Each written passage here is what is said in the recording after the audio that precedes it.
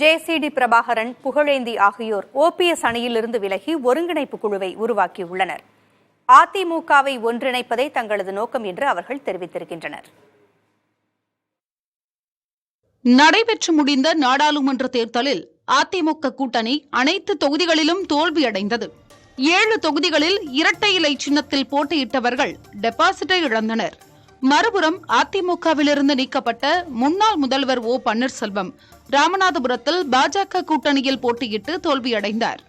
இந்த சூழலில் அதிமுக ஒன்றிணைய வேண்டுமென ஓ பன்னீர்செல்வம், சசிகலா ஆகியோர் அழைப்பு விடுத்தனர். இருப்பினும் எடப்பாடி பழனிசாமி தலைமையிலான அதிமுக அந்த அழைப்புகளை நிராகரித்தது. இந்த சூழலில் திடீர் திருப்பமாக ஓபிஎஸ் அணியிலிருந்து அவரது ஆதரவாளர்களான ஜேசிடி பிரபாகர், புகழேந்தி ஆகியோர் விலகியிருக்கின்றனர். சென்னையில் பத்திரிகையாளர்களை சந்தித்த அவர்கள் அதிமுகவை ஒருங்கிணைக்கும் முயற்சியில் ஈடுபடுவதாக தெரிவித்தனர். இதுகுறித்து ஜேசிடி பிரபாகரிடம் கேட்டபோது, அதிமுக பல கூறுகளாக பிரிந்திருப்பதால் தான் நாடாளுமன்ற தேர்தலில் அதிமுக வெற்றி பெற முடியவில்லை என்றார். அதிமுக இணைய வேண்டும் என்பதே தொண்டர்களின் விருப்பம் எனவும் அவர் கூறினார். நீங்கள் அனைவரும் ஒன்றாக சேர்ந்தால்தான் அனைத்து இந்திய அண்ணா திராவிட முன்னேற்ற கழகம் மீண்டும் ஆட்சி பொறுப்புக்கு வர முடியும்.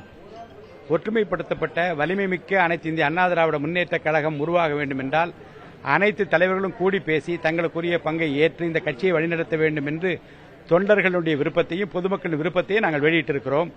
அதை ஒருங்கிணைப்பதற்காகத்தான் அருமை சகோதரர் கே.சி. பழனிசாமி அவர்களும் அருமை சகோதரர் புகழேந்தி அவர்களும் நானும் இணைந்து நின்று இந்த பணியை தொடங்கி இருக்கிறோம். அடுத்ததாக எடப்பாடி பழனிசாமி உட்பட அனைத்து தலைவர்களை சந்திக்க உள்ளதாகவும் அவர் கூறினார். அனைத்து பிரிவுகளிலும் இருக்கிற அனைத்து தலைவர்களையும் சந்திப்பதற்கு நேரம் கேட்போம். அவர்கள் இசைவு தெரிவித்து நேரம் ஒதுக்குகிற போது அவர்கள் நிச்சயமாக சந்தித்து இந்த ஒற்றுமையை குறித்து வலியுறுத்துவோம். எடப்பாடி பழனிசாமி அவர்கள் நேரில் சந்தித்து வலியுறுத்தீங்களா? எல்லா தலைவர்களும் என்று நான் சொன்ன பிறகு அதற்குள் அவரும் வருவார்.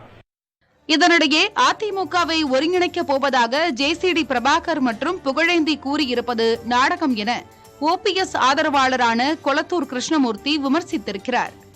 ஜேசிடி பிரபாகரன் நான் குறை சொல்றதா நினைக்க வேண்டாம். அவருக்கெல்லாம் கொள்கை எல்லாம் ஒன்றும் கிடையாது.